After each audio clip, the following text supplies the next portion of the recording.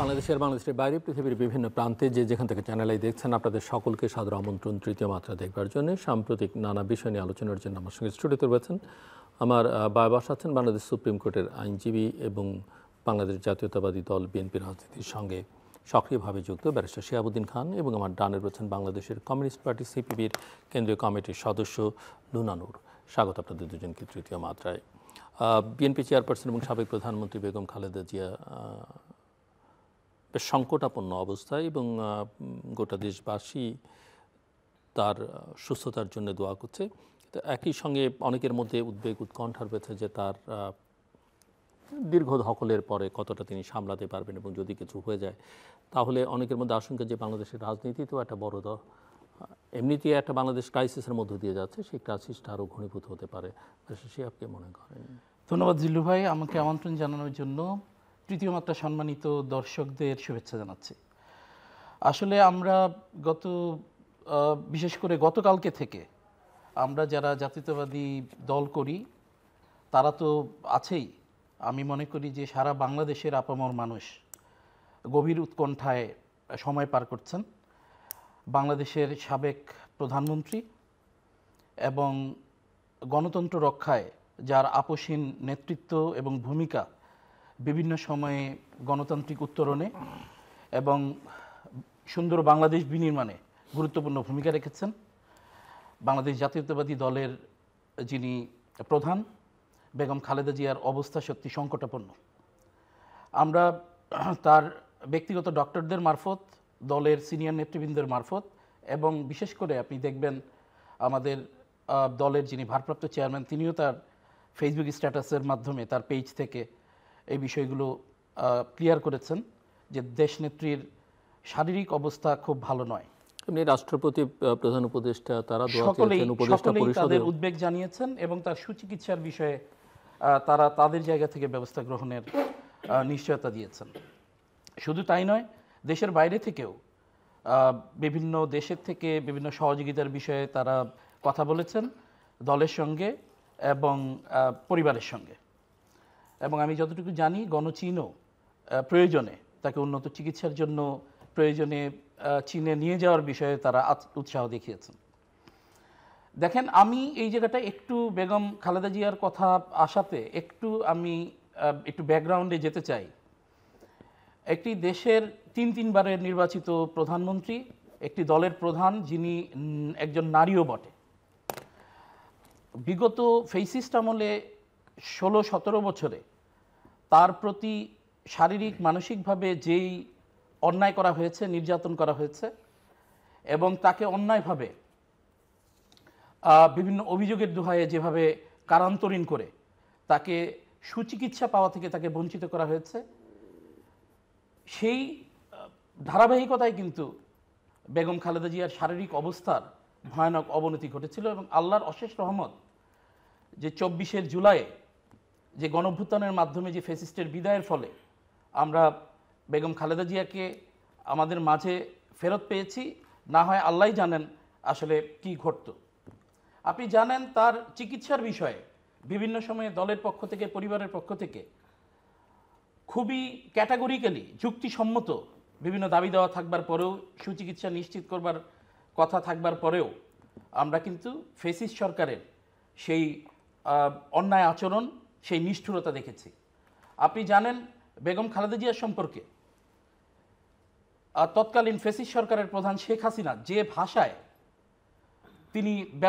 ভাষা ব্যবহার করেছেন, যেভাবে তাকে ভাষা ব্যবহারের মাধ্যমে বাক্যবাণে অপমান অপদস্থ করবার চেষ্টা করেছেন, এগুলো থেকে একটি জিনিস বোঝা গিয়েছে, সেটি হচ্ছে তারা পারেননি বেগম খালেদা জিয়াকে হয়তোবা হত্যা করতে, যে খোলামেলাভাবে সেটার প্রতিক্রিয়া কী হয়, কিংবা তাকে হয়তোবা তারা ইচ্ছাকৃতভাবে চেষ্টা করেছেন তাকে কষ্ট দেওয়ার জন্য, বা কষ্ট দিয়ে তাকে হয়তোবা একটি পর্যায়ে নিয়ে যাওয়ার সেই রকম অভিপ্রায়ই তাদের ছিল।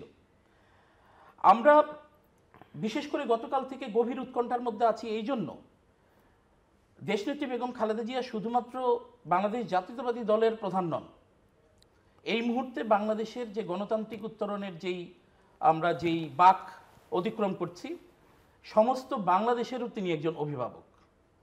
এবং আমরা যদি বেগম খালেদা জিয়ার রাজনৈতিক ইতিহাসটা দেখি, তিনি বাংলাদেশকে গণতান্ত্রিক পথে হাঁটবার জন্য, বিদেশি শক্তির হাত থেকে রক্ষা করবার জন্য, এর সার্বভৌমত্ব রক্ষার তাগিদে তিনি বিভিন্ন সময় যে আপোষহীন ভূমিকা নিয়েছেন, সেটা এরশাদ আমলেও আমরা দেখেছি। পরবর্তী সময়ে আপনি জানেন এখানে অনেকে অনেকভাবে বলেন, কিন্তু আমি একটি আমাদের খুবই গুরুত্বপূর্ণ একটি ঐতিহাসিক ঘটনা, সেটি হচ্ছে আপনি জানেন যে 91 সালের সরকারের সময়ে কিন্তু তত্ত্বাবধায়ক সরকারের ব্যবস্থাটা ভিন্নরূপে ছিল। এই টেনিউরটা শেষ হওয়ার পরে বিএনপির কিন্তু একক সংখ্যাগরিষ্ঠতা ছিল না। আপনি জানেন এরপরে যে 96-এর যে নির্বাচনটি করে 2/3 নিয়ে সাথে সাথে যে তত্ত্বাবধায়ক সরকারের বিলটা এনে আবার সেটাকে গণতান্ত্রিক পথে জনাকাঙ্ক্ষার প্রতি শ্রদ্ধা দেখালেন, সেটি কিন্তু বেগম খালেদা জিয়ার রাজনৈতিক ইতিহাসে আমি মনে করি একটি গুরুত্বপূর্ণ ভূমিকা। যদিও এটাকে অনেকে নেগেটিভভাবে বলার চেষ্টা করেন, একবার চিন্তা করেন এই ধরনের সুযোগ পেলে আমরা যেটা বিগত 16-17 বছরে দেখেছি, শেখ হাসিনা কি করতেন? তিনি সেটাকে সেই ক্ষমতার টেনিউরটাকে টেনে নেওয়ার চেষ্টা করতেন, কিন্তু বেগম খালেদা জিয়া সেই সময়ে তার যে দূরদৃষ্টি, তার যে প্রজ্ঞা, সেটি দিয়ে তিনি তত্ত্বাবধায়ক সরকারের আদলে সেই গণতান্ত্রিক পথকে আবার এগিয়ে নিয়ে গিয়েছিলেন। এরপরেও আপনি জানেন যে 1/11-এর যেই দুষ্ট চক্রের সরকার, তারাও বিভিন্ন প্রস্তাবনা, বিভিন্ন প্রস্তাব বেগম খালেদা জিয়ার কাছে নিয়ে গেলেও তিনি কিন্তু গণতন্ত্রের স্বার্থে, দেশের স্বার্থে তিনি সেগুলোকে একমত হননি। এবং আপনি দেখলেন যে তার বিপরীতে শেখ হাসিনা যেই প্রক্রিয়ার মাধ্যমে ক্ষমতায় আসলেন, যেই সুবিধাটা বা প্রিভিলেজটা নিয়ে ক্ষমতায় আসলেন, ওইটার ধারাবাহিকতা কিন্তু আমরা 16-17 বছরের জঞ্জাল বা ফেসি সরকার দেখতে পেলাম। আমি এই পর্যায়ে শুধু এইটুকু বলবো যে আমি যেটা বলছিলাম যে বেগম খালেদা জিয়া এই মুহূর্তে বাংলাদেশে রাজনৈতিক স্থিতিশীলতা রক্ষায়, সাম্য এবং এখানকার রাজনীতির যেই সম্প্রীতি রক্ষায়, এবং আমি মনে করি যে কোনো সংকটে তাকে অভিভাবকের ভূমিকায় রাখবার যে সুযোগটা, সেটি আল্লাহ না করুক আমরা হাতছাড়া হয় কিনা, আমরা সেই উৎকণ্ঠায় দিন পার করছি।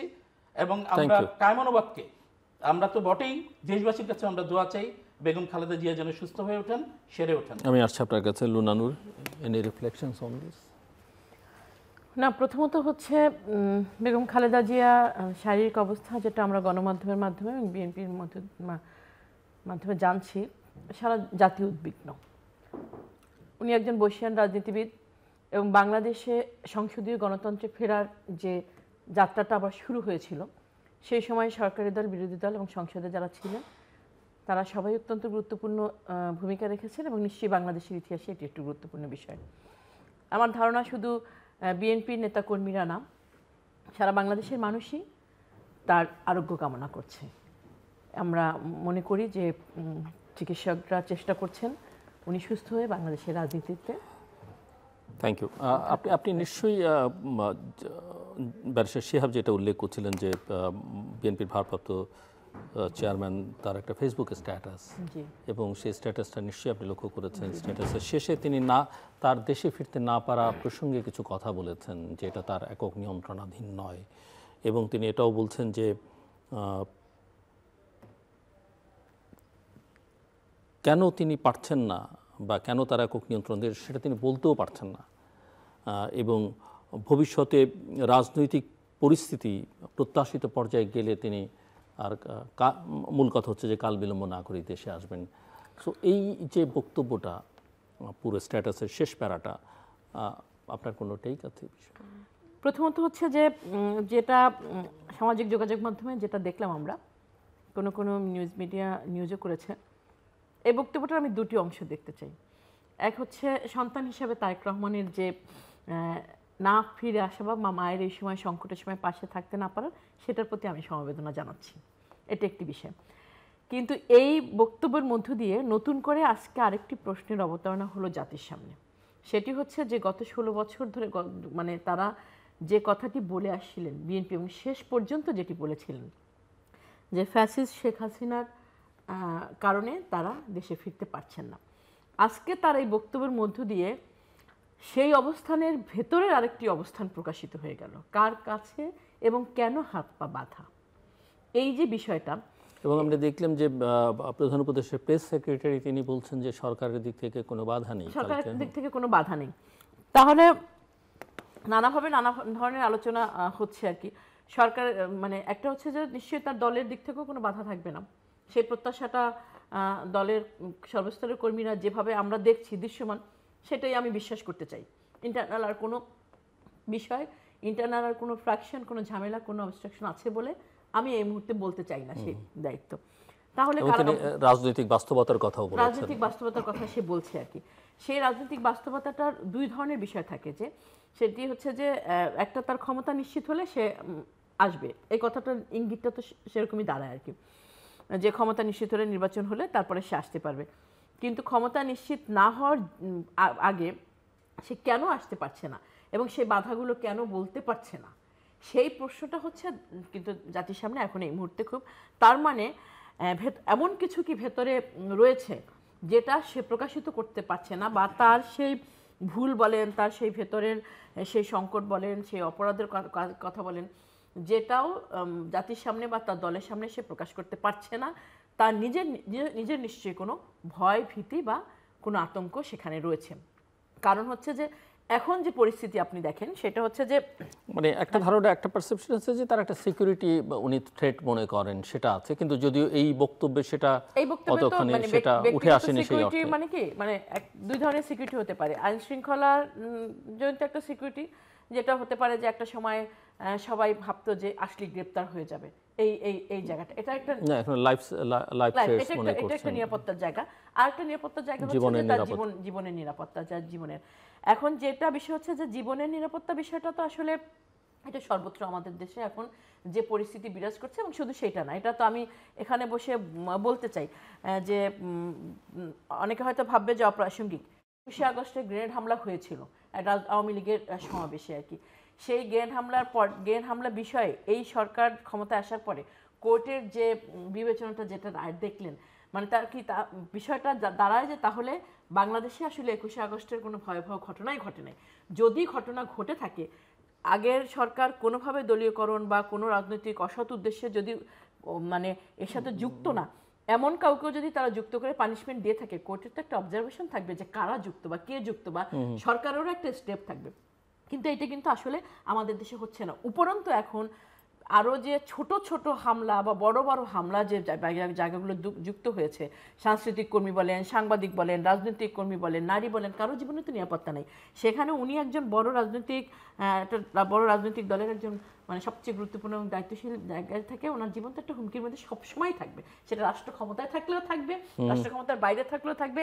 ওনার রাজনৈতিক মানে যে উনি যেটা বললেন যে নিশ্চয়তা তৈরি হলে তখনও যদি আসে, তখনও কিন্তু সেই নিরাপত্তা থাকে, মানে সেই নিরাপত্তাহীনতা থাকে। এই জায়গাটাকে যদি ভয় পেয়ে থাকে, আমি মনে করি রাজনীতির জন্য এটা খুব একটা মানে শঙ্কার জায়গা আর কি, একজন রাজনৈতিকবিদ হিসেবে। কারণ এই নিরাপত্তা কিন্তু আমার যেটা মনে হয় ভাই আজকে ওনার বক্তব্যের মধ্যে দিয়ে, সেটি হচ্ছে যে ওনার উপরে হামলা হবে, ওনাকে হত্যা করা হবে, সেই ভয়ের জায়গা থেকে না।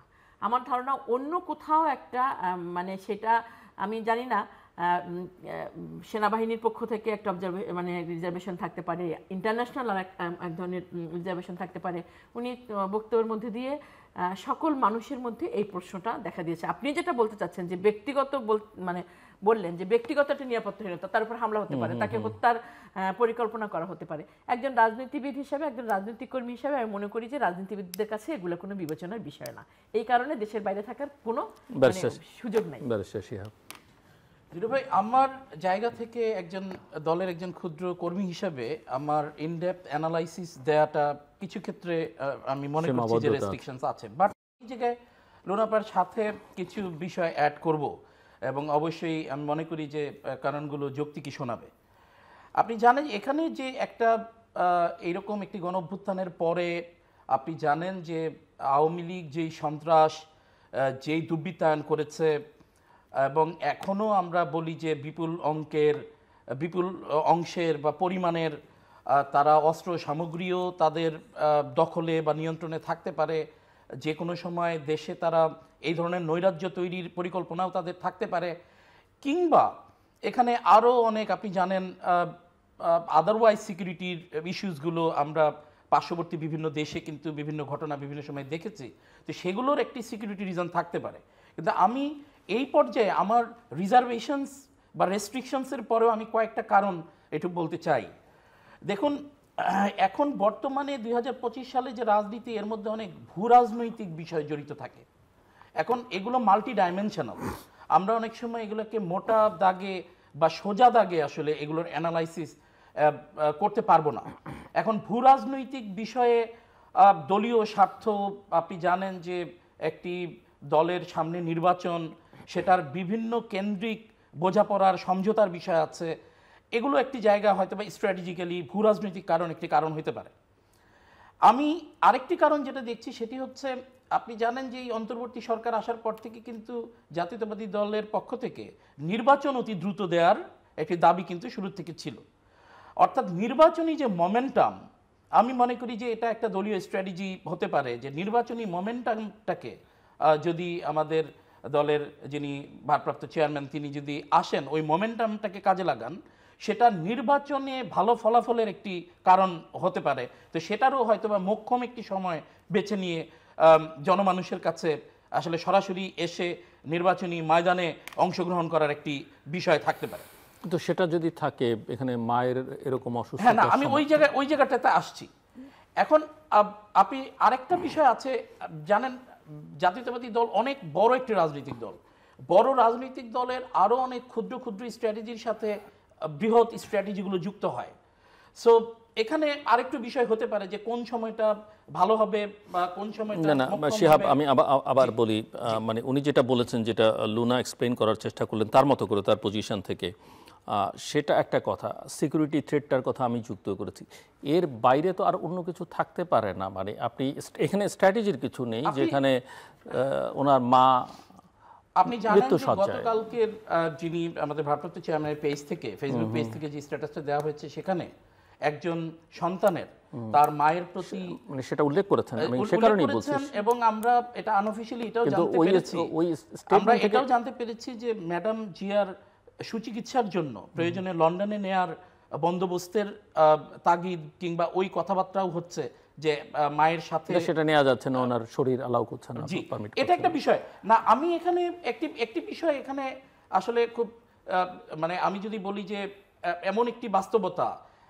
একজন মানে আমি যেটা বুঝেছি যে উনি আসতে চান, যে কোনো সন্তানই চাইবে তার মায়ের অসুস্থ, কিন্তু উনি আসতে পাচ্ছেন না কেন, সেটাই হচ্ছে প্রশ্ন। আমি একটা টার্ম আমাদের, আর আপনি যদি বলেন যে এটা স্ট্র্যাটেজিক কারণে, তাহলে বলতে হবে এটা আসলে এটা জাস্টিফাই করা যায় না, এবং স্ট্র্যাটেজির কথা বললে আসলে এই পুরো ধারণাটাই ওনার বিপক্ষে যায়। আমি এখানে বিষয়গুলো এই জন্য ফ্র্যাকশন ওয়াইজ আনছি। আপনি ভারপ্রাপ্ত চেয়ারম্যান একটি টার্ম তার পেজের স্ট্যাটাসে ইউজ করেছেন, একক নিয়ন্ত্রণাধীন নয়।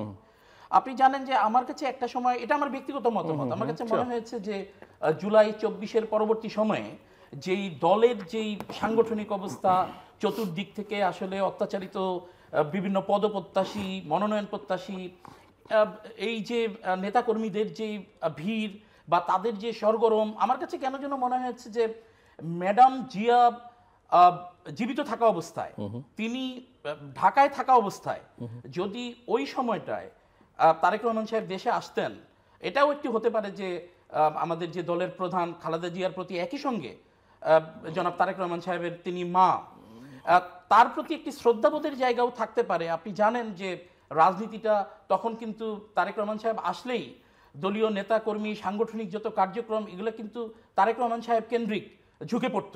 এবং এখানে এটাও হতে পারে যে হয়তোবা ম্যাডাম জিয়া থাকা অবস্থায় উনি এই যেই নেতাকর্মীদের যে সেন্ট্রিক রাজনীতি, বা এটা উনি জীবিত থাকা অবস্থায় দলের প্রধান হিসেবে প্রকান্তরে তারেক রহমান সাহেবকে মেনে নিয়ে দলীয় নেতাকর্মীদের যেই সরগরম আমরা সেটা দেখতাম, সেটিও হতে পারে হয়তোবা তার মার প্রতি শ্রদ্ধাবোধের জায়গা থেকেও উনি হয়তোবা একটি চমৎকার সময় বের করবার চেষ্টা করেছেন যেখান থেকে তিনি সেটি করবেন। বাট আমি মনে করি যেই বিষয়টি এখানে একটু আদারওয়াইজ বিভিন্ন মহল থেকে বলার চেষ্টা করা হয়েছে যে মার এই রকম একটি শারীরিক পরিস্থিতিতে উনি দেশে আসার বিষয়, আসলে আমরা তো আমাদের ব্যক্তিগত পারিবারিক জীবনেও অনেক সময় কিন্তু ডায়ালামায় থাকি। আমরা অনেক সময় মন চাইলেও, আমাদের সব দিক ছিঁড়ে ফুঁড়ে চাইলেও, আমরা অনেক সময় অনেক বাস্তবতার নিরিখে আমরা ওই জায়গা থেকে সংবরিত থাকতে বাধ্য হই। রাজনীতি ইজ এ টাফ প্লেস, রাজনীতি ইজ এ টাফ গেম। আপনি 24 পরবর্তী সময়ে বাংলাদেশ নিয়ে দেশীয় আন্তর্জাতিক ষড়যন্ত্রের অভাব নেই। আমি অবশ্যই এই কারণেই বলবো যে স্ট্র্যাটেজিক রিজনটা এখানে আবার ছাপিয়ে আরেকভাবে প্রশ্ন করি, আমি জানি যে এটা এইসব প্রশ্নের উত্তর দেওয়া আপনার জন্য খুব একটা সহজ নয়। উনি যদি আসেনি ধরেন, কেউ কেউ বলছেন যে নির্বাচনের তফসিল ঘোষণা হলেই উনি আসবেন, এখন ওনার সিকিউরিটি থ্রেট আছে। তফসিল ঘোষণা হলে ওনার সিকিউরিটি থ্রেট কিভাবে পাল্টে যাবে, এটা একটা প্রশ্ন। দ্বিতীয় প্রশ্ন, উনি যদি 15 দিন পরে বা 20 দিন পরে বা 10 দিন পরে আসতেই পারেন, তাহলে মায়ের এই পরিস্থিতি এখন হয় কেন? এই প্রশ্ন সাধারণ মানুষ করছে আর কি। জিলু ভাই, আমি একটা জিনিস বলেছি যে অনেক কিছু আমরা জানি না, মানে আমরা কোনো কিছু ক্লিয়ার নয়। অ্যানালজি আমি যদি একটা দল নিরপেক্ষ জায়গা থেকে হয়তো বা করতে পারতাম, কিন্তু আমি এই জায়গায় এই অ্যানালজি গুলো আনবার দুঃসাহস এই মুহূর্তে করব না। বাট দেখুন, ম্যাডাম জির শারীরিক অবস্থার অবনতি কিন্তু অল অফ এ সাডেন হয়েছে। সো তারেক রহমান সাহেবের যদি দেশে আসার যে পরিকল্পনা, টাইমিং, এগুলো কিন্তু এই যে অল অফ এ সাডেন তার অসুস্থ হয়ে যাওয়ার সাথে আসলে এটাকে মায়ের সাথে ছেলের সম্পর্ক কিংবা দায়িত্ববোধের জায়গাটাকে মেলানো, আমি মনে করি যে রাজনৈতিকভাবে 17 বছর নির্বাসনে থাকা অত্যাচারিত একটি পরিবার, মা এবং পুত্র উভয়ই, আসলে তাদের প্রতি একটু অবিচার করা হবে। অবশ্যই আমি মনে করি যে তারেক রহমান সাহেব এবং খুব তাড়াতাড়ি আসবেন। জি লুনা, আমি একটু আপনার কাছ থেকে বুঝতে চাই, যদি শিহাবের কথার প্রেক্ষিতে কিছু বলবার থাকে নিশ্চয়ই আপনি বলবেন। প্রধান নির্বাচন কমিশনার বলেছেন যে আগামী মাসের 3য় সপ্তাহে নির্বাচনী শিডিউল ঘোষণা হতে পারে। আপনি কি কতখানি আস্থাশীল এই বিষয়ে, এবং নির্বাচনী শিডিউল ঘোষণা হলেও নির্বাচন নিয়ে কতখানি আশাবাদী? একটা বিষয় হচ্ছে দেশের পরিস্থিতি তো দেখছেন। প্রথমত আপনার প্রশ্নটার একটা মানে সহজ উত্তর দিয়ে দিই, সেটা হচ্ছে যে আমরা আশাবাদী হতে চাই, বাংলাদেশের মানুষ এবং রাজনীতিবিদ সকলে, যে নির্বাচন হবে, এবং এটা আমরা চাই। কিন্তু শঙ্কার জায়গাটা হচ্ছে নির্বাচন যদি হয়, নির্বাচনের মানে যে একটা লেভেল প্লেইং ফিল্ড আমরা যেটা প্রত্যাশা করেছে বাংলাদেশের মানুষ, অন্তত নিজের চিন্তায় নিরাপদে নিজের ভোটটা দিতে পারবে, এবং সেখানে প্রশাসনের হস্তক্ষেপ থাকবে না, সেখানে নির্বাচন কমিশনের ভূমিকা নিরপেক্ষ থাকবে, সেখানে অন্তর্বর্তীকালীন যারা এখন সরকার রয়েছে তাদের ভূমিকা প্রশ্নহীন থাকবে। তারা শুধুমাত্র একটা মানুষের জনগণের মতামতের প্রতিফলন ঘটানোটাই তাদের উদ্দেশ্য থাকবে। কিন্তু পরিস্থিতিটা একদম ভিন্ন বাংলাদেশে এই মুহূর্তে। আপনারা দেখছেন যে ক্ষমতার বাইরে থেকে একটা দল প্রশাসনকে নিয়ন্ত্রণ করছে, ক্ষমতার বাইরে থেকে একটা দল নানা ধরনের হুমকি দিচ্ছে তারা। এবং আপনি নির্বাচন, আপনি দেখেন নির্বাচন কমিশন তফসিল ঘোষণা করবে, নির্বাচনের আরপিওর যে বিষয়গুলো ব্রেক হচ্ছে, ধর্মকে ব্যবহার করে ভোট সংগ্রহের একটা পুরো রকমের মানে আয়োজন মানে কি একদম প্রকাশ্যে হচ্ছে। নির্বাচন কমিশনের কোনো স্টেপ দেখছেন, কোনো বক্তব্য দেখছেন এর ইস্যুতে? কোনো বক্তব্য নাই নির্বাচন কমিশনের। সে আজকে একটা মক ইলেকশন করলো বোধহয় আর কি, গণভোটের আর কি। এই যে গণভোটের আমি দেখলাম আপনাদের এখানেই না কোথায় দেখলাম যে একজন সাক্ষাৎকার নিতে গিয়েছেন, একজন ভোটার বললেন যে এত ছোট ছোট লেখা এবং এত লেখা আমি কিছুই বুঝিনি। এটা ঢাকার কেন্দ্রে একটা জায়গা এবং মক নির্বাচন হচ্ছে, তারা একটা প্রস্তুতি নিচ্ছে। এই যে জায়গাগুলো হচ্ছে মানে এই যে বিষয়গুলো ঘটছে, প্রত্যেকটা বিষয় কিন্তু একটা একটার সাথে সম্পৃক্ত নির্বাচনকে সুষ্ঠু করার জন্য। একটা অস্ত্রের মহড়া হচ্ছে।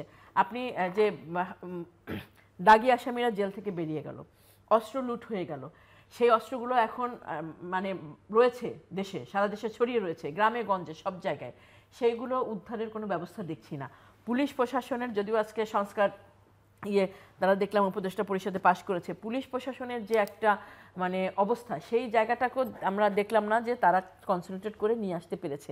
এই পরিস্থিতিতে এবং বাংলাদেশের মানুষ এই যে রাজনৈতিক দলগুলো এক এক সময়, কিছু রাজনৈতিক দল এক এক সময় এক এক রকমের কথা বলছে, মিডিয়াগুলোর মধ্যে সেটা জানছে, আন্তর্জাতিক সংস্থাগুলো এক এক রকম কথা বলছে, বাংলাদেশের মানুষ সামগ্রিকভাবে নির্বাচনটা চাচ্ছে, কিন্তু এখনও ওই সিদ্ধান্তে আসতে পারছে না বা ওই আস্থাটা মানে প্রকাশ করতে পারছে না যে নির্বাচন কমিশন যেটা বলছে যে ডিসেম্বর মাসের 3য় সপ্তাহে তফসিল ঘোষণা করবে এবং 28শে ফেব্রুয়ারির আগে বাংলাদেশে নির্বাচন অনুষ্ঠিত হবে। এটা একটা বিষয়। সেকেন্ডলি হচ্ছে যে একটা খুবই বিতর্কিত সিদ্ধান্ত নিল গণভোটের আর কি। এই গণভোটের সিদ্ধান্তের মধ্য দিয়ে নির্বাচন বিষয়ক মানুষের যে একটা প্রত্যাশার জায়গা, সেই জায়গাটা কিন্তু আবার আমি দেখলাম যে একটা হতাশায় পরিণত কেন পরিণত হয়েছে? কারণ মানুষ মনে করছে তারা সরকার গঠন করবে, রাজনৈতিক দলের সরকার। জনগণ তাই মনে করছে, ভোট দিয়ে রাজনৈতিক দলকে তারা ক্ষমতায় আনবে, অন্তর্বর্তীকালীন সরকার নেই। সেইখানে একটা হ্যানা গণভোট নিয়ে আসলো, যেটা নিয়ে বাংলাদেশের মানুষের তেমন কোনো মাথা ব্যথা, তেমন কোনো আর জাতীয় নির্বাচনের সময় ওই ভোট দিতে গিয়ে তার মাথার মধ্যে এটা ঢুকবেই না, তেমন কোনো সেইখানে মানুষের একটা মানসিক জায়গা চলে আসছে যে নির্বাচন ব্যবস্থাটা আসলে আগের মতোই রয়ে গেল, আগের মতোই রয়ে গেল। আমার আকাঙ্ক্ষার প্রতিফলন ঘটানোর জন্য, আমার অধিকার প্রতিষ্ঠিত করার জন্য, যে এই যে একটা মানে রক্ত দিল, এত মানুষ জীবন দিল, সেই জায়গায় আপনি গ্রামে গঞ্জে সব জায়গায় সাধারণ মানুষ যারা ভোটার তাদের সাথে আলোচনা করে দেখবেন যে কই একই রকম সিস্টেম তো একই রকম রয়ে গেল। তার মানে সরকার যেটা চাচ্ছে, সরকার যেটা বলছে, যেটা ভাবছে, সেটা করছে এই গণভোটের জায়গাটা। এবং এই গণভোটের মধ্য দিয়ে জনগণের মতামতের সঠিক প্রতিফলন হওয়ার কোনো সুযোগ নাই। কারণ কিভাবে সম্ভব এতগুলো ধারা, এতগুলো বিষয় পরিষ্কার করে পড়ে তারপরে ভোট দিবে? আপনি যখন নির্বাচনে ক্যাম্পিং করতে যাবেন, আপনি কি গণভোটের ক্যাম্পিং করবেন নাকি আপনার প্রতীকের ক্যাম্পিং করবেন, আপনার ক্যান্ডিডেট ক্যাম্পিং করবেন? জনগণের কনফিউশন আপনি কিভাবে দূর করবেন? সেই জায়গা থেকে একটা অনাস্থা, একটা অনীহা, বা যদি বলেন একটা মানে উদাসীনতা মানুষের আবার তৈরি হয়েছে। এটার জন্য তো এই দায়িত্ব তো এই অন্তর্বর্তীকালীন সরকার এবং এই নির্বাচন কমিশনকে নিতে হবে। এবং এই যে সংস্কার কমিশন যারা ছলে বলে এটাকে আর কি চাপিয়ে দিল, তাদেরকে এই দায়িত্ব নিতে হবে। আমার কাছে মনে হচ্ছে যে পরিস্থিতিটা আসলে খুব স্বাভাবিকভাবে একটা গণতন্ত্রের পথে যাত্রা যে আমরা শুরু করেছিলাম সেদিকে যাচ্ছে না। একটা মানে আর একটা সন্ত্রাসী পরিবেশ, মানে সন্ত্রাসের পরিবেশ বা আর একটা রক্তারক্তি মানে পরিবেশ তৈরি হয় কিনা, এই আশঙ্কাটা কিন্তু মানুষের মনে রয়ে গিয়েছে। এবং এর সবচেয়ে গুরুত্বপূর্ণ যেটি বিষয় সেটি হচ্ছে যে অস্ত্রগুলো উদ্ধারের কোনো প্রক্রিয়া দেখছি না, কিন্তু অস্ত্র নিয়ে প্রকাশ্যে মহড়া দিচ্ছে, কোনো ব্যবস্থা নেই। সবচেয়ে গুরুত্বপূর্ণ বিষয় হচ্ছে এই যে প্রশাসনের দলীয়করণ নিয়ে বিএনপি থেকে শুরু করে সকল দল যে আমরা যে এই মানে প্রশ্নগুলো করছি, আমরা যে এই বিতর্কগুলো তুলছি, আপনি দেখবেন যে অন্তর্বর্তীকালীন সরকারের সে বিষয়ে কোনো স্টেপ, স্বচ্ছতা বা জবাবদিহিতার জন্য কোনো পদক্ষেপ তারা নিচ্ছে না। এবং এটা যদি হয় যে প্রশাসন দলীয়করণ হয়ে গিয়েছে, পুলিশ দলীয়করণ হয়ে গেছে, মানুষের তো অনীহা তৈরি হবে। এবং কেউ কেউ ধারণা করছে যে বাইরে থেকেও কিছু অস্ত্র ঢুকছে দেশের হ্যাঁ, ভিতরে, এটা তো বলছেও প্রকাশ্যে। এবং এটা তো নির্বাচন এটা হয় কি, গণতন্ত্রের তো আসলে একটা বিষয় থাকে, নির্বাচন ব্যবস্থার একটা এই বিষয়গুলো থাকে যে এটা হবে, এবং আমাদের দেশে হয়ে আসছে দীর্ঘদিন ধরে। এটা খুব সহজে একদিনই পরিবর্তন করা যাবে না, এবং এর দায় রাজনৈতিক দলগুলোকেও নিতে হবে, তাদের ভেতরকার সংস্কারগুলো করতে হবে। এই যে বিষয় নির্বাচনের সময় কিন্তু সবসময় হয়েছে, এটা সবচেয়ে সুষ্ঠু নির্বাচন যখন যেটাকে আমরা বলি, যেটা নির্বাচন হয়েছে যদি বলি, সেখানেও দেখা গেল যে এই বিষয়গুলো ঘটেছে। কিন্তু এখন এই বাংলাদেশের এই পরিবর্তিত পরিস্থিতিতে অন্তর্বর্তীকালীন সরকারের সেই যে বর্ডারে একটা মানে চেক করা, সেই যে ব্যবস্থাগুলো নেওয়া, বিশেষ প্রকল্প গ্রহণ করা, সেগুলো কিন্তু কিছুই হচ্ছে না। তারা মানে কোনো সেই ধরনের কোনো কর্মসূচি গ্রহণই তারা করছে না, কোনো পদক্ষেপই দেখছে না, যার কারণে মানুষ নিশ্চিতভাবে ভাববে যে আমি নিরাপদে দাঁড়িয়ে মানে একটা উৎসব মুখর পরিবেশে যে আমি আমার ভোটটা দিতে চাই, দিতে পারবো, এই জায়গাটা কিন্তু এখনো তৈরি করতে পারে নাই তারা। এবং এইটা নির্বাচনের জন্য, মানুষের ভোটাধিকার প্রয়োগের জন্য, সুষ্ঠু পরিবেশ তৈরি করার জন্য এটা কিন্তু একটা অনেক বড় প্রতিবন্ধকতা। যে আমি যদি গণভোটের জায়গাতে আসি, আমার কাছে মনে হয়েছে যে এই নির্বাচনের দিন যেই ফর্মে গণভোটের, এটা একটা আননেসেসারি ইউজলেস একটা অ্যাটেম্প্ট হবে। এবং আমার কাছে মনে হচ্ছে যে এটা একটা it would be waste of money. এবং এটা গণভোটের যেই ফান্ডামেন্টাল যেই আমরা কনসেপ্ট, সেটা গণমানুষের কাছে প্রশ্নটাকে তুলে দেওয়া সহজবোধ্যভাবে, যদি যারা ইলিটারেট তারাও যাতে মুখে মুখে প্রশ্নটা শুনে কিংবা ওটার অর্থবহতা বুঝে তারা তাদের সিদ্ধান্ত দিতে পারেন। যেই কমপ্লেক্স ফর্মে এই গণভোটের মনে হচ্ছে যে এটা বিসিএস পরীক্ষায় বোধহয় একটা গণভোট হচ্ছে, বিসিএস পরীক্ষার্থীদের একটা মানে গণভোট। এবং যেই ভাষায় বলা হয়েছে এখানে, তো আমি মনে করি যে এখানে নর্মাল যারা শিক্ষিত মানুষ তাদেরও এটা, এই যে এত আগে প্রশ্ন ফাঁস হয়েছে, মানে আমি বলছি যে গণভোটের যে প্রশ্ন, এটাতেও আন্ডারস্ট্যান্ডিং নিয়ে আসলে সত্যিকার অর্থে হ্যানার যে প্রসঙ্গটা, কারণ এখানে এমন হতো যে এটা শুধু তত্ত্বাবধায়ক সরকারের বিষয় নিয়ে, এমন হতো শুধুমাত্র অমুক সংস্কারের বিষয় নিয়ে, এমন হতো যে শুধুমাত্র উচ্চকক্ষ প্রতিষ্ঠার বিষয় নিয়ে না, এটার সাথে সামগ্রিকভাবে আপনি দেখবেন জুলাই সনদকেও এবার এটার সাথে ট্যাগ করা হয়েছে।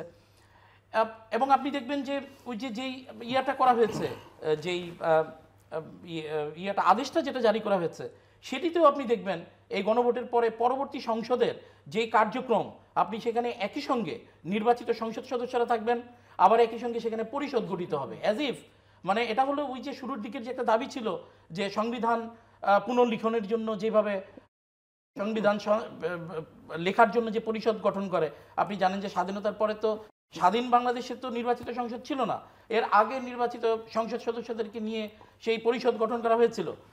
এই যে টোটাল বিষয়টা, একটি সংসদে একই সঙ্গে নির্বাচিত সংসদ সদস্য, একই সঙ্গে আবার সেই সংবিধান সংশোধনের জন্য পরিষদ গঠন হবে, উইয়ার্ড কনসেপ্ট। আমি মনে করি এটার পেছনে একটা ভূমা বিড়াল আছে বা কতিপয় ভূমা বিড়াল কাজ করছে, এটা দুষ্ট চক্র। তারা টোটাল প্রক্রিয়াটাকেই এটাকে আপনি যাই বলেন একটা কমপ্লেক্স জায়গায় নিয়ে একটা হাফেজার্ড পরিবেশ তৈরি করার একটা তাদের পরিকল্পনা আছে। একটি সংসদে 2/3 মেজরিটি যদি আপনি পান, সংবিধানের আপনি সংশোধনের জায়গাগুলো কিন্তু অ্যাড্রেস করতে পারেন। তো এটার জন্য আবার পরিষদ গঠন করে আবার আপনি একই সঙ্গে তারা সংসদ সদস্য থাকবেন, একই সঙ্গে তারা পরিষদ সদস্য থাকবেন। এই যে কনসেপ্টগুলো, এগুলো স্বাভাবিকভাবে আইনের যে দৃষ্টিভঙ্গি সেটার সাথেও সাংঘর্ষিক। আমি যেই বিষয়টি এখন বলতে চাচ্ছি সেটি হলো এই যে নির্বাচন যে অনুষ্ঠিত হবে, নির্বাচনের স্টেক হোল্ডার কারা? রাজনৈতিক দলগুলো, এবং এটার সাথে যারা নির্বাচন কমিশন থাকবে, পুলিশ প্রশাসন। আমি তো এখন পুলিশ প্রশাসনে যেটা দেখতে পাচ্ছি, এই যে লটারির কথা বলা হচ্ছে, এটার কথা বলা হচ্ছে, এগুলোর কারণটা কি? এটার কারণ হচ্ছে এভরিওয়্যার সবাই বানরের রুটি ভাগাভাগিতে ব্যস্ত হয়ে গেছে। এখন এই যে প্রশাসন পুলিশের এই যে ভাগাভাগির চিত্র, এরা কতটুকু ফেব্রুয়ারিতে দল নিরপেক্ষ নির্বাচন বা দায়িত্বজ্ঞান সম্পূর্ণ একটি নির্বাচন সম্পন্ন করতে পারবেন, এটা নিয়ে আমার কিছুটা সংশয় রয়েছে। আরেকটি বিষয় হচ্ছে, আপনি জানেন যে এই ফেব্রুয়ারির নির্বাচনটার অনেকগুলো অ্যাঙ্গেলে আপনার দেখতে হবে। কিন্তু এখানে যেমন একটি ডেমোক্রেটিক ট্রান্সফরমেশন আমরা দেখার চিন্তা করছি, আমরা রাজনৈতিক দলগুলোর মধ্যে, যারা অ্যাক্টিভ রাজনৈতিক দলগুলোর মধ্যে কিন্তু বিভিন্ন বক্তব্যের মাধ্যমে আমরা কিন্তু এই নির্বাচন কেন্দ্রিক কিছু সংশয় বলেন বা কিছু বৈপরীত্য সেটা আমরা দেখতে পাচ্ছি।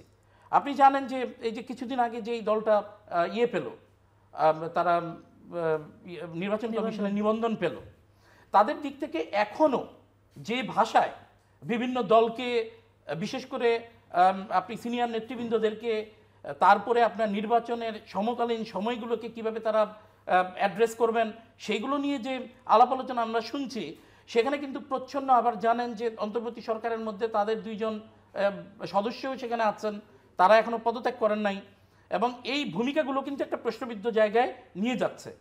আরেকটি হচ্ছে, এই নির্বাচনে কিন্তু আপনি যেভাবেই বলুন, 17 বছরের যে নির্বাচনের যেই কালিমা আওয়ামী লীগের উপরে লেপেছে, এই নির্বাচনকে কিন্তু আওয়ামী লীগ যে কোনো প্রকারে, আওয়ামী লীগের কিন্তু রাজনৈতিক একটা প্রচেষ্টা থাকবে যে কোনো প্রকারে এই নির্বাচনকে বিতর্কিত করবার। সো আমি তো সামগ্রিকভাবে এখানে সিনক্রোনাইজেশন দেখি না। আবার আপনি অভ্যন্তরীণ দলগুলোর মধ্যেও যাদের রাজনৈতিক কার্যক্রম নিষিদ্ধও হয় নাই, আবার তাদের ব্যাপারে তাদেরকে আপনি যেই রেগুলার মিটিংগুলোতে, ঐক্যমত কমিশনের মিটিংয়ে তাদেরকে আপনি ডাকেনও নাই, আবার তারা তো নিবন্ধিত রাজনৈতিক দল হিসেবে অংশগ্রহণও করবে। এই যে জায়গাগুলো, এগুলো কিন্তু এখনও একটা ধোয়াটে জায়গা। আপনি বিশেষ করে আমি যদি উল্লেখই করি যে রিসেন্ট যে জাতীয় পার্টির নেতৃবৃন্দরা যেই কথাবার্তাগুলো বলছেন, এবং তারা কিন্তু আওয়ামী লীগের অংশগ্রহণের ব্যাপারেও তারা দাবি তুলেছেন, এবং তাদের মধ্যে তো এই খেদ আছেই যে তাদের তো রাজনৈতিক কর্মকাণ্ড নিষিদ্ধ হয় নাই, তারা দলও নিষিদ্ধ হয় নাই, তো তারা তো স্বাভাবিকভাবে নির্বাচনে অংশগ্রহণ করবে, কিন্তু তাদেরকে তো আবার কোথাও পার্টিসিপেট করতে দেওয়া হচ্ছে না। এটা হচ্ছে, আমি কোনো দল নিরপেক্ষ জায়গা থেকে বলছি।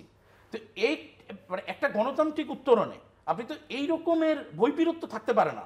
আপনি এটার একটা ডিসিশন নেবেন, নাইলে ওটার ক্ল্যারিফিকেশন দিবেন। এবং আপনি দেখেন আরও কিছু বিষয়, আপনি যে গণভোটের এখানে জুলাই সনদের বিষয়টা যে বলা হয়েছে, ওটাকে এন্ডোর্স করার বিষয়।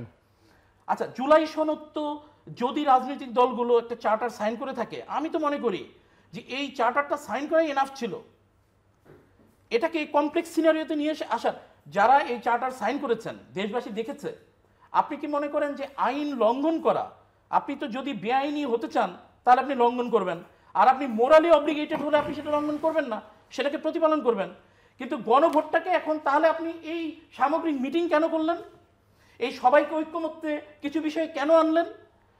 তারা কাদের প্রতিনিধিত্ব করে? এখানে তো আপনি নিবন্ধিত সব রাজনৈতিক দলও ডাকেন নাই। আবার সেই সনদটাকে আপনি গণভোটে নিয়ে একটা আবার জনগণের সমর্থনের বিষয়ে নিচ্ছেন, তাহলে এরা কারা? এরা কাদের প্রতিনিধিত্ব করলো? আমি তো মনে করি যে এই জায়গায় অনেকগুলো বিষয় আছে, এবং আমি যেটা বলছিলাম যে there must have fat cat, ঘোমা বিড়াল, যারা চাচ্ছে যে এই গণতান্ত্রিক উত্তরণের টোটাল প্রক্রিয়াটাতে একটা এমন একটি পরিস্থিতি তৈরি হোক যেখানে তাদের নিজেদের যে ব্যর্থতা, এই যে অন্তর্বর্তী সরকারে থাকাকালীন তাদের বিরুদ্ধে যে অব্যাহত বিভিন্ন অভিযোগ, সেগুলোকে পাশ কাটিয়ে যেতে পারেন এবং দেশকে একটি ভিন্ন দিকে প্রবাহিত করার একটি ষড়যন্ত্রও আমি মনে করি এই সামগ্রিক চিত্রে আমি দেখতে পাচ্ছি অন্তত। লোনা, আপনি বলবেন। এবং আপনি যখন সংস্কারের কথা বলছিলেন তখনই আমরা দেখলাম যে দুদক সংস্কার কমিশনের চেয়ারম্যান টিআইবির এক্সিকিউটিভ ডিরেক্টর ডক্টর ইফতেখারুজ্জামান তিনি বলেছেন যে এই সংক্রান্ত যেসব প্রস্তাব তারা দিয়েছিলেন মূল প্রস্তাবগুলো কি বিবেচনায় নেওয়া হয়নি, এবং তিনি ক্ষোভ প্রকাশ করেছেন। এটা তো পুলিশ সংস্কার নিয়েও একই বক্তব্য দেখলাম, যে মূল যে জায়গাগুলো স্বাধীন কমিশন, সেই জায়গাগুলো যদি না থাকে আর কি। তার আগে আমি একটু বলি, সেটা হচ্ছে যে এই যে সংস্কারগুলো হচ্ছে বা আমরা সংস্কার করছি, আমরা একটা পরিবর্তনের দিকে হাঁটছি, এই টোটাল বিষয়টা না প্রাতিষ্ঠানিক একটা বিষয় এবং রাজনৈতিক বোঝাপড়ার একটা বিষয়। আজকে সংস্কার করছি, কিন্তু যারা রাষ্ট্র ক্ষমতায় যাবে তারা যদি এই সংস্কারকে পরিবর্তন করে দেয়, তাদের যদি রাজনৈতিক বোঝাপড়ার জায়গাটা ওই গণতান্ত্রিক যাত্রার মধ্যে গণতান্ত্রিক যাত্রার মধ্যে যদি আমরা ঢুকতে না পারি, তাহলে হচ্ছে যে এই সংস্কারগুলো হচ্ছে টোটালি মানে আমাদের একটা ব্যর্থ প্রক্রিয়ায় পরিণত হবে, এবং আলটিমেটলি আমাদের দেশে কিন্তু সেটাই হয়েছে। এখন আপনি দুদকের বিষয়টা দেখেন আর কি। দুদকের যে উনি দেখলাম যে মূল যে জায়গাগুলোর কথা বলেছেন, আমি জানি না কোন কোন জায়গা উনি অ্যাড্রেস করতে চেয়েছেন, সেই জায়গাগুলো বাদ পড়েছে। আপনি খুব পরিষ্কার করে দেখেন, সেটা হলো যে এই সরকারের আমলেও দুদক কি স্বাধীনভাবে কাজ করতে পেরেছে? পারে নাই তো। অনেক বিতর্কিত মামলা, দুর্নীতির অনেক বিতর্কিত মামলা সরকারের পক্ষ থেকে প্রত্যাহার করে নেওয়া হয়েছে। কোনো রকমের আইনি মানে আদালতের কোনো সিদ্ধান্তের আগেই কিন্তু এটা হয়েছে, বা এটা মিথ্যা ছিল, এটা উদ্দেশ্য প্রণোদিত ছিল। উদ্দেশ্য প্রণোদিতই যদি থাকে, মিথ্যাই যদি থাকে, তাহলে হচ্ছে সেই জায়গাগুলো দুদককেই প্রমাণ করতে দেন আপনারা, বা আদালতেই প্রমাণ হোক যে আসামি আছে সেই প্রমাণ করুক তার মধ্য দিয়ে। তার মানে হচ্ছে যে স্বাধীনভাবে মুভ করার যে একটা বিষয়, নিয়ন্ত্রণহীনভাবে শুধুমাত্র নীতিমালার উপরে নির্ভর করে মুভ করার যে একটা পরিবেশ, সেটা কিন্তু তৈরি হয়নি। এবং শুধুমাত্র আপনি এই পুলিশ সংস্কার কমিশন বলেন, দুদক বলেন, সেটা কেন, ঐক্যমত্য কমিশন নিয়েই তো সব রাজনৈতিক দলের খুব সুস্পষ্ট বক্তব্য যে আমরা এত মাস ধরে বসে যে আলোচনা করলাম এবং তারপরে তারা যে প্রস্তাবটা করলো, সেই প্রস্তাবে সেই মূল বক্তব্য নাই। এই যে একটা মানে আমি কি বলবো, এটাতে দ্বিচারিতা বলেন বা দুই ধরনের রোল প্লে করা বলেন, এটা তো প্রথমত হচ্ছে এটার কোনো অধিকারই অন্তর্বর্তীকালীন সরকারের নাই এই হস্তক্ষেপগুলো করা, এই আয়োজনগুলো করার। আমাদের দেশে একটা উদ্ভূত পরিস্থিতিতে যে সে এই সুযোগটা সে পেয়েছে, এবং সেই সুযোগগুলো যদি আসলে জনগণের ক্ষমতায়নের পক্ষে হতো, গণতন্ত্রের পক্ষে হতো, মানুষ একভাবে মেনে নিত। কিন্তু দেখা যাচ্ছে যে প্রত্যেকটা কাজই জনগণের প্রকৃত শক্তির বিপরীতে যাচ্ছে। বরং বাংলাদেশের মূল কিছু জায়গায় তারা এমন আমূল পরিবর্তনের কথা বলছে বা আমূল পরিবর্তনের মানে প্রস্তাব তুলছে, যে বিষয়গুলো আমরা খুবই অপ্রয়োজনীয় মনে করি এবং যে বিষয়গুলো ২৪-এর গণ অভ্যুত্থানের সাথে যায় না, একদম বিপরীত। এখন দেখেন আরেকটা কথা যেটা আমি বলতে চাচ্ছি, সেটি হচ্ছে যে এই সংস্কারগুলো প্রাতিষ্ঠানিকভাবে প্রতিষ্ঠানগুলোকে এস্টাবলিশ করতে হবে, তাদেরকে সেই স্বয়ংসম্পূর্ণতা দিতে হবে, তারা তাদের মধ্য দিয়ে মুভ করবে। কিন্তু এই সংস্কারগুলো কখনোই কার্যকর হবে না যদি আমাদের রাজনৈতিক বোঝাপড়াটা পরিষ্কার না থাকে। আমাদের দেশে এ যাবৎকালে যারাই ক্ষমতায় গিয়েছে তারা কেউই কিন্তু জনগণের কাছে জবাবদিহি করার কোনো প্রক্রিয়া তারা রাখে নাই, জনগণের কাছে জবাবদিহিতার জায়গাটা রাখে নাই বলে এবং প্রয়োজন বোধ করে নাই বলে যখনই ক্ষমতায় গিয়েছে নিজের প্রয়োজন মতো পুলিশ থেকে শুরু করে একদম দেশের সর্বোচ্চ প্রশাসন, শিক্ষা ব্যবস্থা সব কিছু তারা পরিবর্তন করেছে এবং বিদেশি শক্তির মুখাপেক্ষী হয়েছে। সব সময় কোনো না কোনোভাবে বৈদেশিক শক্তির উপরে প্রতিবেশী দেশ বলেন, অন্য আধিপত্যবাদী দেশ বলেন, সাম্রাজ্যবাদী দেশ বলেন, তাদের এমবেসিমুখী হয়ে ক্ষমতাসীন থাকতে চেয়েছে তারা। এর একমাত্র কারণ হচ্ছে যে দুর্বৃত্তায়ন। এই দুর্বৃত্তায়নের জায়গাটা যদি আমরা পরিষ্কার করতে পারি, এই জায়গাটা যদি আমরা স্বচ্ছ রাখতে পারি, তাহলে হচ্ছে এই সংস্কারগুলোর পরিবর্তন হবে না। আমি খুব সুস্পষ্ট করে একটা কথা বলি, সেটা হচ্ছে যে সময়ের সাথে সাথে প্রত্যেকটা জায়গার একটা সংস্কার প্রয়োজন। আপনার এই সেটআপেরও তো একসময় একটা পরিবর্তনের প্রয়োজন হবে। হ্যাঁ, কি সেটা হয়তো প্রত্যেকটা সরকার আসার সাথে সাথে আমাদের কোনো কোনো জায়গায় কোনো কোনো পরিবর্তন দেশের অবস্থার প্রেক্ষিতে, বৈশ্বিক অবস্থার পরিবর্তন করতে হবে। কিন্তু আমাদের যে কাঠামোগুলোর ছিল, সেই কাঠামোগুলোর তৈরিতে কিন্তু তেমন কোনো বড় মানে সংকট ছিল না। আমাদের যেটা সংকট গত 54 বছরে হয়েছে সেটি হচ্ছে এটা প্রয়োগের সংকট হয়েছে। আমাদের সংবিধান থেকে শুরু করে আমাদের প্রত্যেকটি সাংবিধানিক প্রতিষ্ঠান বলেন, আমাদের এই প্রশাসন বলেন, সব জায়গায় যে আমাদের বিধিমালাগুলো যে রয়েছে, আমাদের যে নীতিগুলো রয়েছে, সেই নীতিতে কিন্তু তেমন কোনো সংকট নাই। আপনি পড়ে দেখেন, কোথাও জনগণের বিপক্ষে দাঁড়ানোর কোনো ক্লজ নাই। কিন্তু যেটা হয়েছে সেটা হচ্ছে প্রয়োগের জায়গাটা হয়েছে। প্রয়োগটা যে সরকার যারা ক্ষমতায় এসেছে তারা তাদের ক্ষমতাকে টিকিয়ে রাখার জন্য বিভিন্নভাবে অপপ্রয়োগ করেছে। এই প্র্যাকটিসটা তো আসলে আপনি আরোপ করে পারবেন না। এই প্র্যাকটিসটা আপনার রাজনৈতিক মূল্যবোধের মধ্যে দিয়ে, এই প্র্যাকটিসটা আপনার সরকারকে সিদ্ধান্ত নিয়ে গণতান্ত্রিক মূল্যবোধ প্রতিটা প্রজন্মের মধ্যে আপনাকে এটা প্রতিস্থাপিত করতে হবে। কিন্তু সেটা তো হচ্ছে না, সেটা হচ্ছে না। মানুষের ভেতরে নানা ধরনের মানে আমি কি বলবো বিচ্ছিন্নতা তৈরি করে দেওয়া হচ্ছে। মানুষকে একটা জাতিকে উত্তেজিত একটা জাতিতে পরিণত করা হচ্ছে, একটা জেনারেশনকে তাই করা হচ্ছে বিভিন্নভাবে। যার কারণ হচ্ছে আমার মনে হয় যে আমাদের এই লড়াইটা একটা দীর্ঘ লড়াই। এই প্রক্রিয়াটাতে দীর্ঘ প্রক্রিয়া, বাংলাদেশের জনগণকে এর পেছনে দীর্ঘ সময় ধরে মানে সময় ব্যয় করতে হবে। শিহাবুদ্দিন খান। জি, আমি এখানে সামগ্রিকভাবে আর কি আমার যেই ইয়েটা বলবো যে আমরা আসলে একটা চমৎকার সুযোগ আমরা হারিয়েছি। আসলে আমরা বাংলাদেশের সামগ্রিকভাবে যেই আমি মূল্যবোধের পচন বলেন, ইনস্টিটিউশনাল যে ডাউনফল বলেন, সেগুলোকে পুনরুদ্ধার করবার যে আমরা একটা সুযোগ তৈরি হয়েছিল। কারণ আপনি যত যাই বলি এক বছর পর বা 1.5 বছর পর আমরা বিভিন্ন অসুস্থ আদর্শিক লড়াই কিংবা আপা যেটা বললেন যে বিভিন্নভাবে আমাদেরকে দ্বিধাবিভক্ত করে রাখবার বা হবার যে প্রক্রিয়া চলমান, একটা কথা তো ঠিক যে জুলাই কিন্তু সমস্ত বাংলাদেশের স্বার্থে একত্রিত হয়েছিল। সেই সুযোগটা, সেই জন্য বলছি যে আমরা একটা সুযোগ হাতছাড়া করেছি। এবং ওখানকার আপনি জানেন যে এই সাফল্যের পরে আপনি কিন্তু কিছু বিষয়ে একটা জন আকাঙ্ক্ষার জায়গাটাও সুনির্দিষ্ট হয়েছিল। এবং এই বিষয়ে আমার যতটুকু যদি আমার মেমোরি আনা হয়, একটা মোটামুটি লম্বা সময় পর্যন্ত রাজনৈতিক দলগুলোরও কণ্ঠে সেই কমিটমেন্টটা শোনা যাচ্ছিল। কিন্তু আমরা কিন্তু ধীরে ধীরে সেই দুষ্ট চক্রের আবর্তে আবার বোধহয় দেশকে নিয়ে যাওয়ার সমস্ত আয়োজন সম্পন্ন করতে চলেছি। আপনি জানেন যে এখানে এখন ক্ষমতার পালাবদল এটি একটি মুখ্য বিষয় হয়ে দাঁড়িয়েছে। রাজনৈতিক দলগুলোর মধ্যে নির্বাচন কেন্দ্রিক প্রতিযোগিতা তো থাকবেই, ক্ষমতায় যাওয়ার প্রতিযোগিতাও থাকবে।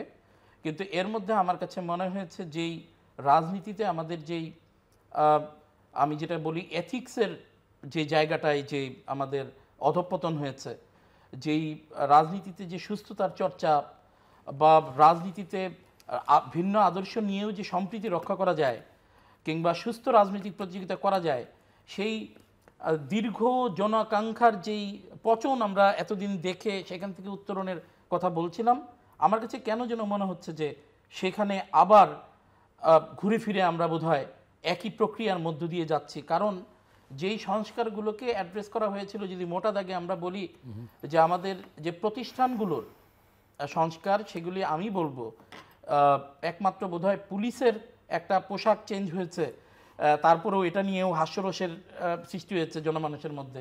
এছাড়া তো আমি পুলিশ বাহিনীর মধ্যে কোনো সংস্কার দেখি নাই, প্রশাসনের মধ্যেও কোনো সংস্কার আমি পাচ্ছি না।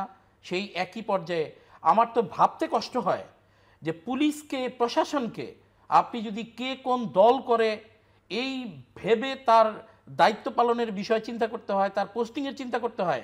তো লটারি করে এখন আবার লটারি করেও দিচ্ছে। এখন লটারি করে দেওয়ার পরও বলবে যে আমার লটারির ভাগ্য খারাপ, ওই জায়গায় অমুক হয়েছে, তাকে পোস্টিং দেন।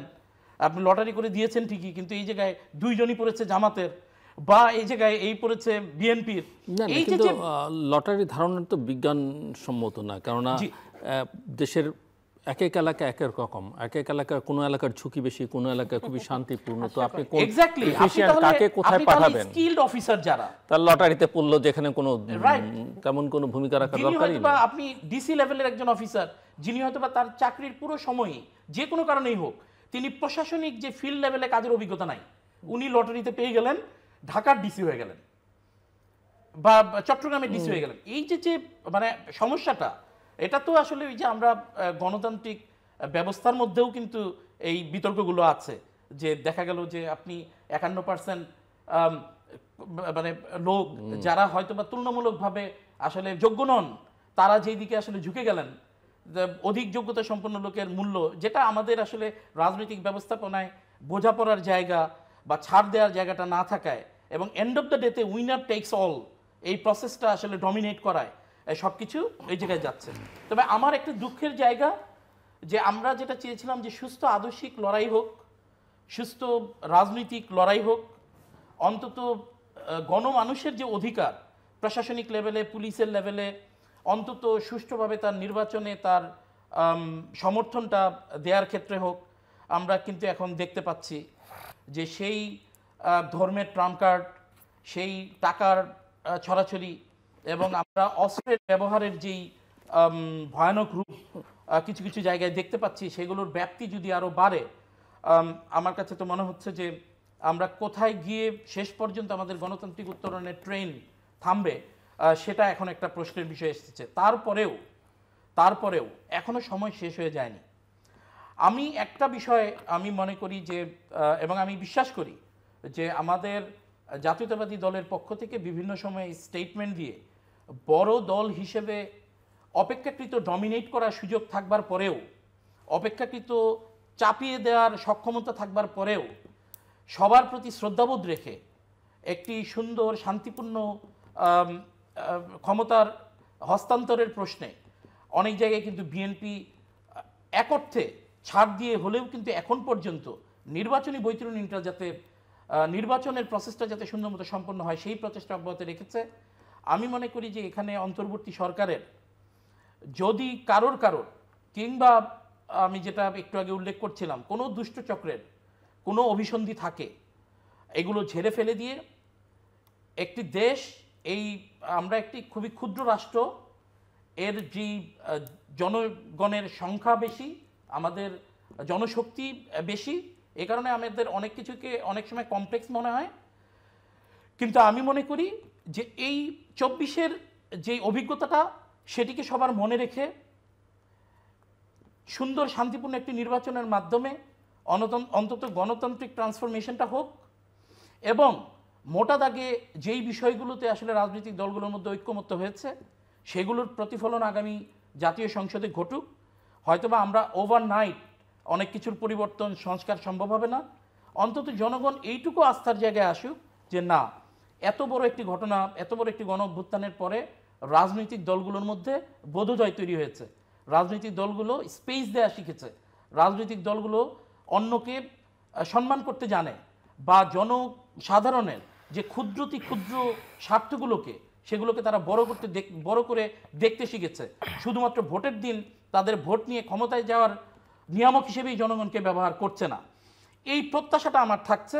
আর এই প্রত্যাশা পূরণ না হলে আমি তো মনে করি যে 24-এর যেই শিক্ষা সেটি কিন্তু আবার ঘুরে আসতে হয়তোবা খুব বেশি সময় লাগবে না, যদি আমাদের রাজনৈতিক সংস্কৃতিতে মোটা দাগে না হলেও একটা রিজনেবল লেভেলে পরিবর্তন না আসে। লুনা, ক্লোজিং রিমার্কস খুব ছোট করে 2 মিনিট। প্রথমত হচ্ছে যে এই যে লটারির বিষয়টা খুবই হাস্যকর এবং খুবই দায়িত্বহীন কাজ। কারণ প্রজাতন্ত্রের কর্মচারী হিসাবে আপনার জব রেসপন্সিবিলিটি হচ্ছে সুষ্ঠুভাবে আপনার ওখানে যা লিপিবদ্ধ আছে সেটাকে আপনার পালন করা, এটা একটি বিষয়। লটারিটা আমার কাছে মনে হচ্ছে একটা দায় এড়ানোর একটা খুবই দায়িত্বহীন কাজ এবং খুব হাস্যকর বিষয়গুলোকে তারা এইভাবে দেখছে। কিন্তু আপনি দেখেন এটা আপনি কিভাবে নিরপেক্ষ করবেন? আপনি লটারি করলেন, একজন উপদেষ্টা নির্বাচন করবে বলে তার ভোট সে পরিবর্তন করে নিয়ে আসলো, এখনও সে ক্ষমতায় রয়েছে। এখন ক্ষমতায় থেকে প্রভাবিত করার তো নানা ধরনের প্রক্রিয়া আছে, প্রকাশ্যে সে নাও করতে পারে, জি, নানা ধরনের প্রক্রিয়া আছে। সেই জায়গাগুলো তো আসলে বন্ধ হওয়ার কোনো পথ আমি দেখছি না। এবং যেটা ভাই বলছিলেন যে রাজনীতিতে এখন সবচেয়ে যেটা গুরুত্বপূর্ণ বিষয় হচ্ছে যে ধর্মকে মানুষের ভেতরে দেশের ভেতরে একটা অস্থিরতা তৈরি করা হচ্ছে ধর্মকে ব্যবহার করে, এবং সেটা ধর্মকে একদম অপব্যবহার করে করা হচ্ছে। আজকে আমাদের দেশে এই 90-এর মানে 24-এর গণঅভ্যুত্থানের পরে যাত্রাটা কি শুরু হওয়ার কথা ছিল, একটা নতুন একটা গণতান্ত্রিক বাংলাদেশের যাত্রা হওয়া শুরু কথা ছিল, যে বাংলাদেশটা, যে গণতান্ত্রিক যাত্রাটা আসলে বিমূর্ত না। আমরা একটা বাংলা বলছে অনেকে বাংলাদেশপন্থী, বাংলাদেশপন্থী কথাটা কিন্তু বিমূর্ত কোনো বিষয় না। বাংলাদেশ কথাটা খুবই গুরুত্বপূর্ণ এবং তার কিছু সুনির্দিষ্ট উপাদান রয়েছে। সেই উপাদানটা হচ্ছে আমাদের মুক্তিযুদ্ধের চেতনা, আমাদের মুক্তিযুদ্ধের ভিত্তি। কিন্তু এই সময় এসে আমরা কি দেখছি, সেটা হচ্ছে যে 71-এর যুদ্ধাপরাধীরা, মুক্তিযুদ্ধের বিরোধিতাকারীরা, তারা প্রকাশ্যে হচ্ছে রাজনীতি করছে এবং জনগণকে তারা নানাভাবে হুমকি ধামকি দিচ্ছে ভোট দেওয়ার বিষয়ে। এক হচ্ছে ধর্মকে ব্যবহার করছে, আবার হুমকি দিচ্ছে, প্রশাসনকে তারা হুমকি দিচ্ছে, প্রশাসনকে তারা নানা চাপের মধ্যে করছে এবং সেটা প্রকাশ্যে করছে। সেই প্রকাশ্যে যে তারা করছে সেটার ব্যাপারে কিন্তু নির্বাচন কমিশন বলেন, অন্তর্বর্তীকালীন সরকার বলেন, তারা কোনো রকমের কোনো তাদের পদক্ষেপ দেখাচ্ছে না, তারা কোনো রকমের কোনো স্টেপ নিচ্ছে না। এই যে একটা বিষয় তৈরি হয়েছে রাজনীতিতে, সেই জায়গাটা কিন্তু 24-এর গণ আকাঙ্ক্ষা যেটা ছিল, সেই গণ আকাঙ্ক্ষাটাকে একভাবে নড়বড়ে করে দেয়। এবং যেটা বিষয় সেটি হচ্ছে যে বাংলাদেশের মানুষ বারবার এইভাবে গণ অভ্যুত্থান করবে, স্বৈরাচারী সরকারকে সরাবে, ফ্যাসিস্ট সরকারকে সরাবে, যুদ্ধাপরাধের বিরুদ্ধে আন্দোলন করবে, করে তার গণতান্ত্রিক যাত্রাটা শুরু করবে এবং একটা বিশেষ মহলের কারণে সেই যাত্রাটা বাধাগ্রস্ত হবে। এইরকমভাবে যদি তৈরি হয়, দেখবেন একটা উদাসীন, দেশপ্রেমহীন জাতিতে পরিণত হব আমরা। বারবার যদি আমরা এইভাবে প্রতারিত হতে থাকি বাংলাদেশের মানুষ, এই জায়গাটা খুবই শঙ্কার মনে হচ্ছে আমার, এবং এই আশঙ্কাটা করছি আর কি আমরা। আমি খুব একটি সাম্প্রতিক, আমাদের যে আপনি জানেন যে খুব ঘন ঘন ছোট ছোট আকারে ভূমিকম্প হচ্ছে, এবং এখানে যারা এক্সপার্টস তারা বলছেন যে এই ভূমিকম্পগুলোর, এই ছোট ছোট ভূমিকম্পগুলোর লক্ষণ কিন্তু একটি বড় ডিজাস্টার। অর্থাৎ এটা হচ্ছে আমাদের জন্য সাবধান হয়ে যাওয়ার উদাহরণ দিচ্ছেন, এবং এটার জন্য যে প্রিকশনসগুলো নিতে হবে, যেই দুর্যোগ এড়ানোর যেই ব্যবস্থাপনা উন্নত করতে হবে, এর জন্য তারা বলছেন। তো আমরা তো আসলে স্বাধীনতার পর থেকে এই ছোট বড় ভূমিকম্পের মধ্য দিয়ে যাচ্ছি। আমি তো মনে করি যে 24-এর যেই গণ অভ্যুত্থান, এটা তো একটি ডিজাস্টার ওই লেভেলে ছিল, যেই পচে যাওয়া রাজনীতির বিরুদ্ধে, ফেসিস্ট রাজনীতির বিরুদ্ধে, এই আপনার অটোক্রেটিক সিস্টেমের বিরুদ্ধে। তো আমরা কি এই এত কিছুর পরে আমরা কি একটু মানবিক হব না? রাজনৈতিক দলগুলো কি অন্তত তাদের রাজনৈতিক লোভ কিংবা রাজনৈতিক দলের প্রাপ্তির জায়গাগুলোতে আরেকটু লেনিয়েন্ট হবে না? এই প্রত্যাশাটা কি আমরা সাধারণ মানুষের, যেমন আমরা যারা রাজনীতির সাথে জড়িত, তাদেরও তো আমি মনে করি ভাববার সময় এসছে। আপনি দেখবেন যে পৃথিবীব্যাপী যে রাজনৈতিক কালচারে যেই পরিবর্তন ঘটেছে, আপনি দেখবেন যে কিছু হলেই ব্যর্থতার দায় নিয়ে বড় বড় মন্ত্রীরা পদত্যাগ করছেন। কেউ একবারের বেশি সেকেন্ডবার কোনো বিষয়ে বিতর্ক থাকলে তিনি আর পার্টিসিপেট করছেন না। আপনি প্রতিষ্ঠিতভাবেই 2বারের বেশি কেউ প্রধানমন্ত্রী থাকছেন না। এই যে ব্যবস্থাপনাগুলো, সেগুলো তো আমাদের একটি সুন্দর দেশ বিনির্মাণের লক্ষ্যকে নির্দেশ করে। তো আমি তো মনে করি যে এখানে ওই চিরায়ত রাজনৈতিক স্বার্থ, শুধুমাত্রই পাওয়ার লক্ষ্য, শুধুমাত্রই নিজের জন্য চিন্তা করা, এই আমার মনে হয় যে ঘুণে ধরা এই রাজনৈতিক চিন্তার থেকে আমাদের বেরোয় আসার একটি সময় এসছে, এবং রাজনৈতিক দলগুলোর শীর্ষ নেতৃবৃন্দ তারা ওই দিকে দলগুলোকে পরিচালিত করবেন। আমি এই প্রত্যাশা ব্যক্ত করে আমি আমার বক্তব্য শেষ করি। দর্শক, অনুষ্ঠানের শেষ প্রান্তে আমরা সামাজিক যোগাযোগ মাধ্যম ফেসবুক, এক্স এবং ইউটিউবে তৃতীয় মাত্রা লাইভ স্ট্রিম হচ্ছে, আপনারা দেখতে পারেন। টেলিভিশনের পর্দায় দেখতে না পারলে যে কোনো সময় যে কোনো স্থান থেকে ইউটিউবে তৃতীয় মাত্রা চ্যানেলটি সাবস্ক্রাইব করে এই পর্ব বা পুরোনো পর্বগুলো আপনারা দেখতে পারেন। ফিজলুন নানুর এবং ব্যারিস্টার শিহাবুদ্দিন আহমেদ, শিহাবুদ্দিন খান, অসংখ্য ধন্যবাদ এই আলোচনা অনুষ্ঠানের জন্য। দর্শক, আমার অতিথিরা যেটা বলছেন যে দেশ আমাদের জাতি একটা উদাসীন এবং দেশপ্রেমহীন জাতিতে পরিণত হচ্ছে, খুবই উদ্বেগের কথা। এক অতিথি কথা বলছিলেন, অন্য অতিথি বলছিলেন যে মূল্যবোধের চরম অবক্ষয় হচ্ছে, প্রতিষ্ঠানগুলো ভেঙে পড়ছে, এবং বাস্তবতা হচ্ছে আসলে আমরা কোনো প্রতিষ্ঠান গড়বার দিকে মনোযোগ দিইনি, এবং যে কারণে কয়েক বছর পর পর নির্বাচনের মতো একটা সাধারণ গণতন্ত্রের একটা প্রাথমিক ন্যূনতম পূর্ব শর্ত, সেটা নিয়ে আমাদের প্রচুর সময় ব্যয় করতে হয় এবং একটা ভালো নির্বাচন আমরা করতে পারি না। এমন জুলাই আগস্টের এই আত্মদান, এত ত্যাগের পরেও এখন পর্যন্ত একটা অনিশ্চিত যে একটা ভালো নির্বাচন আসলে আমরা শেষ পর্যন্ত করতে পারবো কিনা। নির্ধারিত একটা সময় দেওয়া হয়েছে যে ফেব্রুয়ারি মাসে, কিন্তু অনিশ্চয়তা দিন যত গড়াচ্ছে তত বাড়ছে। এবং একই সঙ্গে আমরা একজন জাতীয় নেত্রী বেগম খালেদা জিয়া অসুস্থ, তার প্রসঙ্গ নিয়ে আলোচনা করেছে। গোটা জাতি উদ্বিগ্ন এবং আমরা সবাই চাই যে তিনি সুস্থ হয়ে উঠুন। আমাদের সঙ্গে থাকবার জন্য অসংখ্য ধন্যবাদ। আপনাদের সবার জন্য শুভকামনা।